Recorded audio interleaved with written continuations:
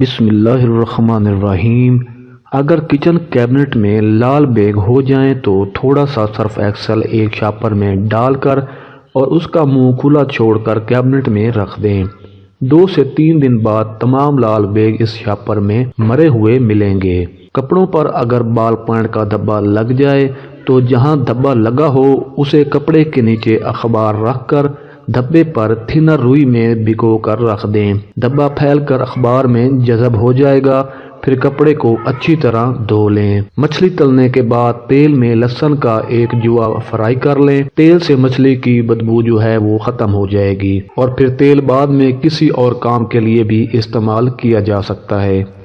کپڑوں پر عطر یا کسی پرفیوم کا دھبا پڑ جائے تو اسے ٹاٹری سے مل کر نیم گرم پانی سے دھو لیجئے، دھبا دور ہو جائے گا۔ چمڑے کے سوٹ کیس چمکانے کے لیے ایک نرم کپڑے کو لیموں کے رس میں ڈبو کر سوٹ کیس پر رگڑیں، سوٹ کیس چمک جائے گا۔ بلینڈر سے لہسن اور پیاز کی بدبو ختم کرنے کے لیے پانی اور 1 کھانے کا چمچ سرکہ ڈال کر 2 منٹ کے لیے بلینڈر چلا دیں، پھر پانی پھینک کر دھو لیں، بدبو ختم ہو جائے گی۔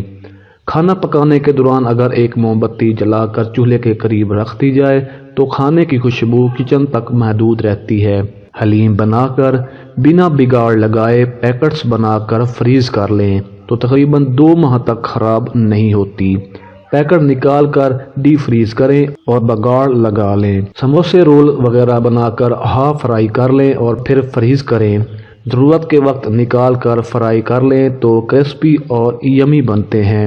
دوسری صورت میں اگر فلینگ میں سبزیاں شامل ہیں تو وہ پانی چھوڑ دیتی ہیں اور فلائنگ کے دوران بہت مشکل ہوتی ہے۔ اسی طرح آلو کے چپس بھی فریز کیے جا سکتے ہیں۔ ٹماٹرز جب سستے ہوں تو لے کر سرد کھانے کی نظر کر دیں، یعنی فریز کر لیں۔ پھر چاہے ٹماٹر جتنے روپے کلو بھی ہو جائیں، جیب پر کوئی فرق نہیں پڑتا۔ اگر چھری یا چمچ جیسی چیزوں پر زنگ لگ جائے تو میٹھا سوڈا، سرکہ اور وام یا جس چیز سے بھی آپ برتن دھوتے ہیں، ان تینوں کا مکسچر بنا لیں اور برتنوں پر لگا کر 1 سے 2 گھنٹے کے لیے چھوڑ دیں اور پھر پانی سے دھو لیں، زنگ سے نجات مل جائے گی۔ کھانسی زیادہ ہو تو مولی کدوکش کر کے 1 چمچ رس ملا لیں، اس میں 1 چمچی شہد اور چٹکی سی نمک ملا کر چاٹ لیں، فوری آرام ملے گا۔